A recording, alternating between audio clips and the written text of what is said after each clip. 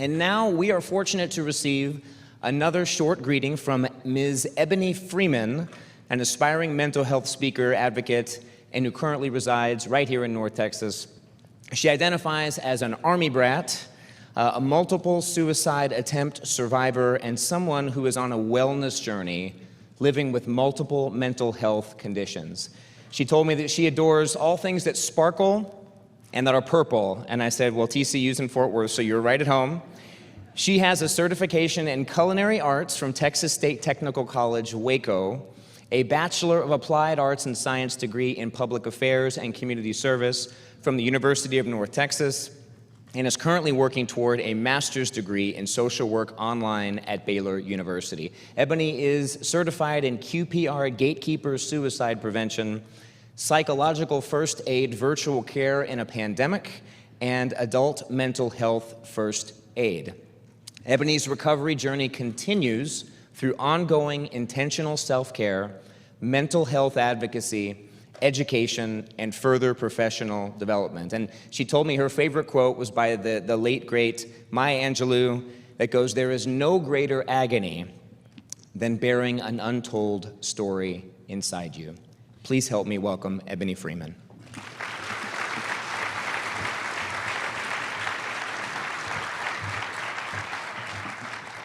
Good afternoon. I'd like to ask you a few questions. If the question applies to you, think about your answer and how you were affected. How many of you are the ones that everyone depends on? How many of you have ever felt the pressure to be perfect? How many of you feel misunderstood? How many of you have been told what goes on in this house stays in this house? How many of you have ever felt hopeless? How many of you have ever felt like you're trying your best, but your best hasn't been good enough? Growing up, I experienced instances of physical abuse, trauma, and constant emotional neglect.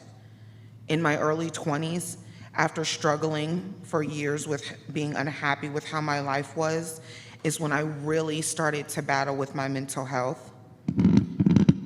I fought with low self-esteem, self-harm, body aches and pains, passive and active suicidal ideations, 2 suicide attempts, multiple self-harm attempts, 2 hospitalizations, and episodes of psychosis.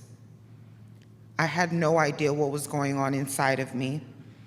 I didn't seek help because I was used to keeping everything bottled up inside. I was the one that everyone came to, the one everyone depended on.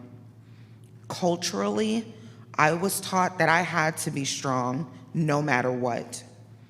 I was taught that only certain people went to therapy, and I was not part of those who did.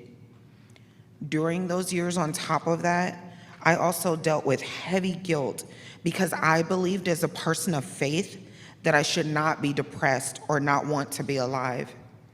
I experienced torment in my spiritual life because of this.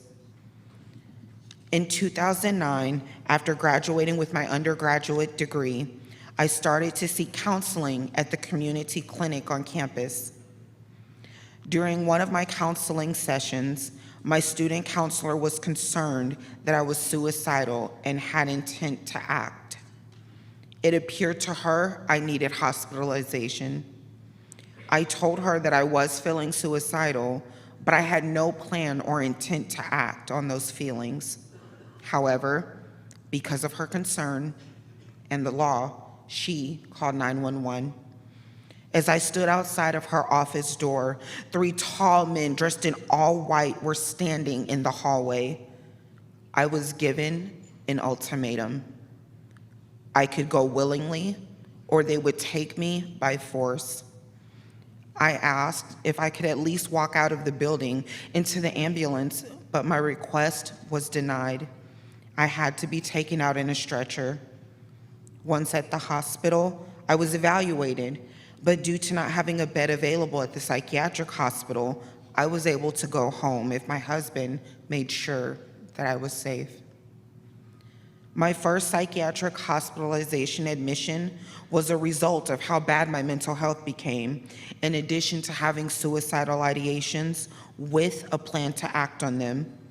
This was a very traumatic experience, and I did not receive much empathy or kindness in the process. In a moment of psychosis a couple of years prior, my husband found me in the bathroom with a pair of scissors cutting off all of my hair. I was not aware of what I was doing. Once I was able to process everything and understood what happened, I broke down. Living like this made life feel unbearable. I could not keep a job or stay in school because at some point I would experience a relapse and quit. My second psychiatric hospitalization happened because I had been off my medication due to not having insurance and having thoughts about harming myself and my husband, in addition to having suicidal ideations. I went to a local facility to seek help. I was afraid to share the thoughts that I'd been having, but I admitted that I needed help, but had no intent to act on them. After the evaluation, I was told that I needed to be hospitalized. This was devastating. Here I was again, faced with being put into a psychiatric hospital. I said I didn't want to be hospitalized, I just needed help. At that point, I had no other option. After my refusal, a sheriff was called.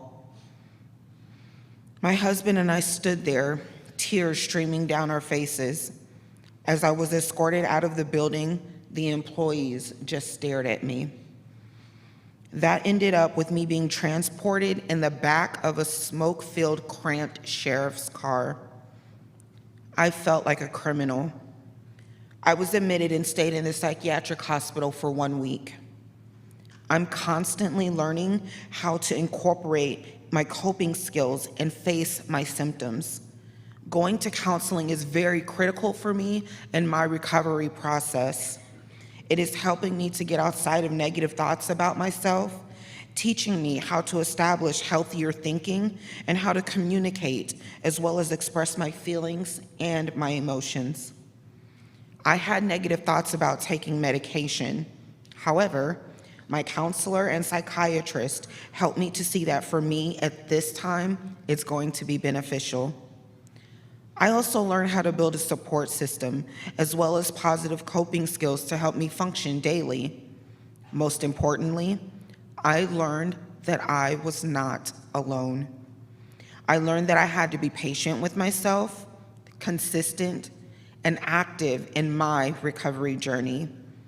Even if I experienced relapse, which I have, I had a history that proved that I could make it through. My experience living with multiple mental health conditions and being a suicide attempt survivor has given me the drive to share my journey with others. I've been able to find purpose in the darkness. Kirk Franklin, a gospel singer, wrote a song called Shout. One of the lyrics in the song is, "The pain was preparation for my destiny." That lyric gives meaning to my struggles. Success for me is knowing it's okay not to be okay. This is a marathon and not a sprint, and I am worth it to make it across the finish line. There is no greater agony than bearing an untold story inside of you. If I had to write a book about how my mental health conditions have impacted my life, the title would be Purposed by Design, and the Maya Angelou quote would be the defining reason behind composing such a novel. I am here with you all today because I have done the hard work of overcoming stigma, guilt, shame, and learning how to become vulnerable. Most importantly, seeing that my story in all of its valley lows and mountaintop experiences could be used to help others changed my confidence and perspective. Deciding to be open about my mental health conditions and their impact on my life came from a place of purpose rather than fear. Thank you.